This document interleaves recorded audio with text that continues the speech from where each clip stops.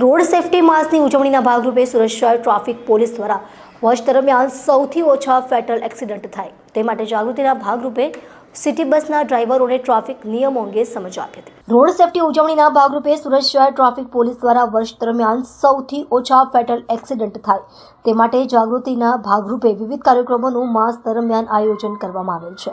તેના ભાગરૂપે આજે સુરત શહેર સિટી બસ સ્ટેશન ખાતે ડ્રાઈવરો સાથે Surat traffic ACP MS Sheikh અને ટ્રાફિક PI MK ડામોર અને ટ્રાફિક પોલીસ કર્મીઓની આખી ટીમ સાથે સિટી બસના ડ્રાઈવરને ટ્રાફિક જાગૃતિ અંગેના કાર્યક્રમ પાલનપુર વિસ્તારમાં યોજવામાં આવ્યો હતો, જેમાં મોટી સંખ્યામાં ડ્રાઈવરો આ કાર્યક્રમમાં ભાગ લીધો હતો.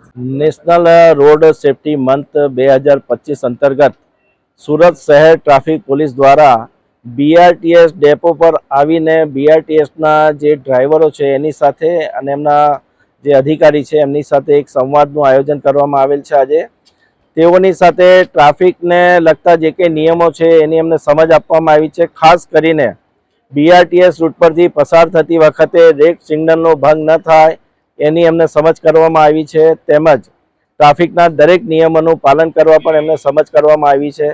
ખાસ કરીને વધુ સ્પીડે વાહન ચલાવવું નહીં.